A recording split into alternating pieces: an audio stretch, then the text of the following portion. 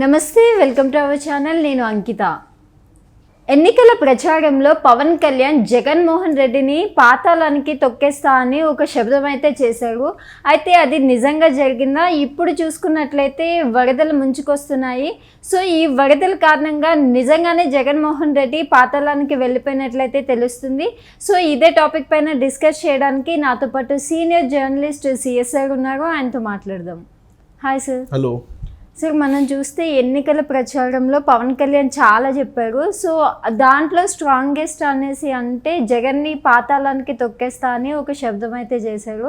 అయితే అది నిజంగా జరిగినట్టు తెలుస్తుంది. ఇప్పుడు వచ్చిన వరదల కారణంగా జగన్ పాతాళానికి వెళ్ళిపోయారు అనేసి అంటున్నారు. సో దీనిపైన మీరేమంటారు? ఇప్పుడు ఒకటి పవన్ కళ్యాణ్ పవన్ కళ్యాణ్ జనసేన పార్టీకి అధినేత, డిప్యూటీ సీఎం. ఎన్నికల సందర్భంగా ఆయన చేసినటువంటి ప్రతిజ్ఞ శపథం ఏంటంటే, జగన్మోహన్ రెడ్డి నీ అరాచకాలను నేను చూస్తూ ఉన్నాను, నీ అరాచకాలని వెంటాడుతాను, వేటాడుతాను, నీ తోలు తీసి తీస్తానని చెప్పి ఇట్లాంటి పదాలన్నీ ఉపయోగించాడు. అంతే కదా, అధఃపాతాలని తొక్కేస్తాను నిన్ను అని చెప్పి సినిమా డైలాగులు కూడా వేశాడు. రాజకీయంగా నిన్ను అధఃపాతాలని తొక్కేస్తాను, మళ్ళీ లేవకుండా చేస్తానని చెప్పి ఒక ప్రచారం చేశాడు ఆయన. మరి ఆ రోజు ఏమనుకున్నారంటే అందరూ, ఇది ఫ్యాన్స్ని కొంచెం అట్రాక్ట్ చేయడానికి ఇలాంటి పదాలు ఉపయోగించి ఉంటాడు అని చెప్పేసి అనుకున్నారు. ఈయన అధఃపాతాలను తొక్కిస్తారంటున్నారు, అసలు నువ్వు ఈ జీవితంలో సీఎం కాలేవు అని చెప్పేసి 2019 ఎన్నికల్లో ఆయన ఒక శపథం చేశాడు. ఒక శపథం ఇట్లానే చేశాడు, నువ్వు ఈ జీవితంలో నువ్వు సీఎం కాలేవు, నువ్వు రాసి పెట్టుకో జగన్ అని. అది ఇప్పటికి కూడా వైరల్ అవుతుంది. సో ఆ డైలాగ్లే ఈ డైలాగ్ కూడా ఉంటుంది, ఆ డైలాగ్ మాదిరిగానే అని చెప్పేసి అనుకున్నారు. అందరూ క్యాజువల్గా తీసేసుకున్న తర్వాత ఇప్పుడు సీన్ మారిపోయింది. 2024 ఎన్నికల్లో కూటమి ప్రభుత్వం 164 సీట్లతోటి మునిపెన్నడూ లేని విధంగా ఈసారి రిజల్ట్ రావడం, కూటమి ప్రభుత్వం ఏర్పాటు చేయడం, ఇవన్నీ కూడా చూసాం. ప్రభుత్వం ఏర్పడిన తర్వాత జగన్మోహన్ రెడ్డికి ప్రతిపక్ష హోదా లేదు. ఆయనేమో పులివెందుల ఎమ్మెల్యేగా ఉన్నాడు. పోనీ ఆయన ఏమన్నా ఎమ్మెల్యేగా ఉంటూ ప్రజల పక్షాన పోరాడతారని అంటే అది లేదు.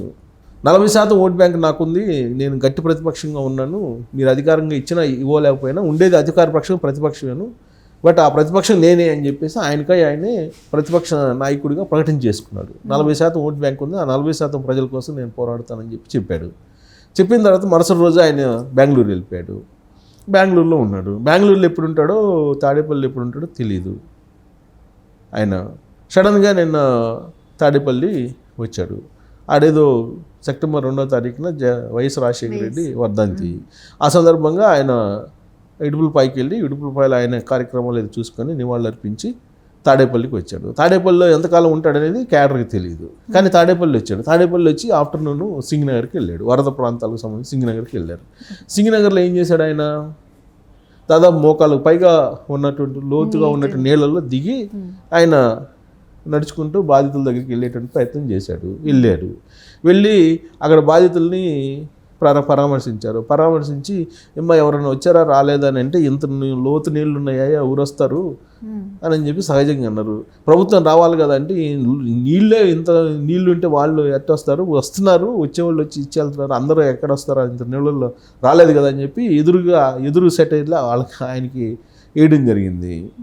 సో అలాంటి సందర్భంలో ఇప్పుడు జగన్మోహన్ రెడ్డి అది చూసిన తర్వాత, జగన్మోహన్ రెడ్డి సీన్ చూసిన తర్వాత ఏమనిపించింది, జనరల్గా జగన్మోహన్ రెడ్డి గురించి ముఖ్యమంత్రిగా ఉన్నప్పుడు అందరికీ తెలిసింది ఏంటంటే, ఈయన హెలికాప్టర్లు ఉంటేనే తాడేపల్లి ప్యాలెస్ నుంచి అడుగు పెడతాడు అనేది ఒక స్ట్రాంగ్ ఒపీనియన్ ఆంధ్రప్రదేశ్ ప్రజల్లోకి వెళ్ళిపోయింది. ఆయన 5 కిలోమీటర్లకు 6 కిలోమీటర్లకు కూడా హెలికాప్టర్ వాడేవాళ్ళు. హెలికాప్టర్ని చాలా సైకిల్ వాడినట్టు వాడారు. సైకిల్ మామూలుగా మోటార్ బైక్ వాడతారు కదా, ఇప్పుడు అందరూ మోటార్ బైక్ వాడుతున్నారు కదా, మోటార్ సైకిల్ వాడినట్టు హెలికాప్టర్ని వాడేశాడు. లాస్ట్కి తాడేపల్లి నుంచి అమరావతికి వెళ్ళడానికి 5 కిలోమీటర్లు ఉంటుంది. ఈ 5 కిలోమీటర్లకు కూడా ఆయన హెలికాప్టర్ వాడాడు. సో కాబట్టి హెలికాప్టర్ లేకుండా అంత ఆకాశ మార్గాన్ని తప్ప ఆయన ఎక్కడ కూడా అడుగు తీసి కింద పెట్టాడు అనేది ఆయన మీద ఉన్నటువంటి అభిప్రాయం, స్ట్రాంగ్ ఒపీనియన్ వచ్చింది ముఖ్యమంత్రిగా ఉన్నప్పుడు. ముఖ్యమంత్రి కాకముందు 2019లో ఆయన ఏం చెప్పినా కానీ నమ్మారు. 2019లో ముఖ్యమంత్రి అయిన తర్వాత 24 వరకు ఆయన పరిపాలన చూసిన తర్వాత మరిచిపోలేనటువంటి అనుభవాల్ని మిగిల్చాడు జనాల్లో. ఆయన ల్యాండ్ టైటిలింగ్ యాక్ట్ కానీ ఇవన్నీ తీసుకొచ్చి ఒక భయానకమైనటువంటి వాతావరణాన్ని, ప్యానిక్ సిచ్యువేషన్ని క్రియేట్ చేశాడు. దాని ఫలితమే పదకొండు స్థానాలు 2024లో వచ్చినటువంటి రిజల్ట్ 11 స్థానాలకు ఆయన పరిమితం అయ్యాడు. ఆ 11 మందిలో 8 మంది వేరే పార్టీలకు వెళ్తున్నారని కూడా అంటున్నారు. పోగా మిగిలేదు 2-3 మిగిలేటట్టున్నారు. అసలు ఆయన పార్టీ ఉంటుందా ఉండదా అనేటువంటి పరిస్థితికి వచ్చాడు. అయినప్పటికి కూడా ఆయన మీద ఒక ప్రత్యేకమైనటువంటి ముద్ర ఉంది. ఎందుకంటే సొంత మీడియా ఉంది, డబ్బు ఉంది, తర్వాత కంపెనీలు ఉన్నాయి, లక్షల కోట్ల సంపద ఉంది. కాబట్టి ఇతని దగ్గర డబ్బు ఉంది, మళ్ళీ వస్తాడేమో అనేటువంటి ఒక భయం ఆంధ్రప్రదేశ్ ప్రజల్లో ఉంది.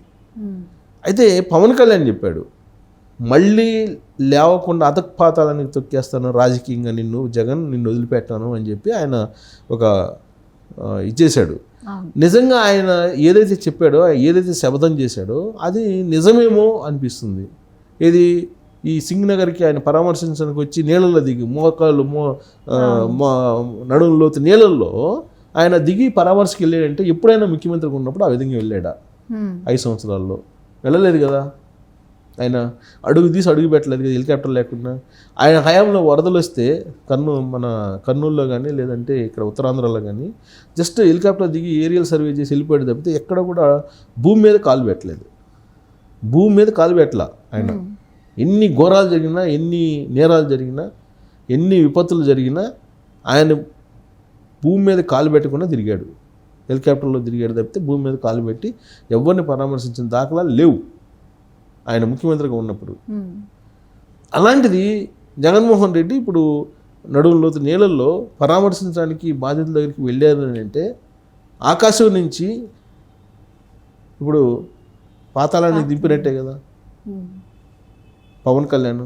సో ఆ దృశ్యం చూసిన తర్వాత పవన్ కళ్యాణ్ ఏదైతే చెప్పాడు ఎన్నికల ముందు అదే జరిగింది అనేటువంటి భావన కలుగుతుంది. ఆ పరిస్థితికి జగన్మోహన్ రెడ్డి వచ్చాడంటే చంద్రబాబు నాయుడు అదే పవన్ కళ్యాణ్ ఇద్దరు సంయుక్తంగా అక్కడ జరుగుతున్న పరిపాలనలో ఎంత పకడ్బందీగా ఉన్నారనే దానికి నిదర్శనం. సో అక్కడ పోయినటువంటి జగన్మోహన్ రెడ్డికి బాధితుల నుంచి కూడా పాజిటివ్ రెస్పాన్స్ లేదు. అట్లీస్ట్ బాధితుల నుంచి అయినా పాజిటివ్ రెస్పాన్స్ ఉండాలి, బట్ అది కూడా లేదు. అంటే అధపాతాళానికి వెళ్తున్నాడు జగన్మోహన్ రెడ్డి. ఇప్పుడు ఆకాశం నుంచి అయితే భూమి మీద దిగాడు, భూమి మీద కన్నా కూడా నీళ్ళలో దిగాడు. సో నీళ్ళలో దిగాడంటే రాజకీయంగా ఇంకా అధపాతాళానికి పవన్ కళ్యాణ్ చెప్పింది జరగబోతుంది అనేదానికి నిదర్శనంగా ఆయన బిహేవియర్ ఉంది. ఇంకొక వైపు రాజకీయ పరిణామాలు కూడా అదే విధంగా కనిపిస్తున్నాయి. రాజ్యసభలో, లోక్సభలో ఆయనకు సంబంధించిన ఎంపీలు బీజేపీలో కొంతమంది, తెలుగుదేశం కొంతమంది, జనసేనలో కొంతమంది వెళ్తున్నారు. అలాగే అసెంబ్లీలో కూడా అదే జరుగుతుంది. ఆల్రెడీ మండలిలో ఇప్పుడు ఎమ్మెల్సీలు రిజైన్ చేస్తున్నారు ఒకళ్ళ తర్వాత ఒకళ్ళు. ఇలాంటి పరిస్థితి ఏంటంటే రాజకీయంగా అధపాతాళానికి పవన్ కళ్యాణ్ తొక్కేస్తున్నాడు ఆయన చెప్పిన దాని ప్రకారం అని చెప్పేసి మనం అనుకోవచ్చు. ప్లస్ జగన్మోహన్ రెడ్డి అధికారంలో ఉన్నప్పుడు ఏ విధంగా విర్రవీగాడో అది మొత్తం దిగిపోయి నీళ్ళలో దిగి పరామర్శించే స్థాయికి వచ్చాడు అని అంటే ఖచ్చితంగా పవన్ కళ్యాణ్ ఏదైతే చెప్పాడో ఆ దిశగా జగన్మోహన్ రెడ్డి అడుగులు వేస్తుందని చెప్పి మనం విశ్లేషణ చేసుకోవచ్చు. Okay, thank you sir. Thank you.